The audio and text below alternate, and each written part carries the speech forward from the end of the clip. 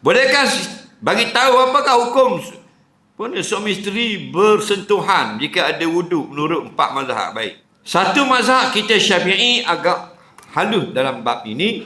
Aula mastumun nisa, ayat Quran, kamu sentuh yang perempuan yang sah nikah tak berlapik, batal wuduk dengan mutlaqah, tidak ada kait.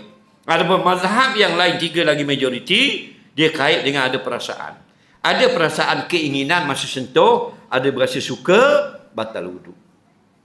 Faham lagi? Dalam dia kena ada taklid dengan ada kait.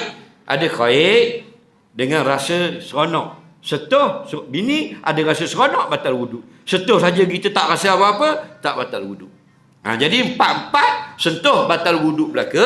Cuma dalam mazhab Syafi'i bila qaidin mutlaqan, tak sentuh je terus batal. Dalam mazhab lain qaid juga dengan ada sedikit perasaan kurang-kurang baru membatalkan. Soalan seterusnya,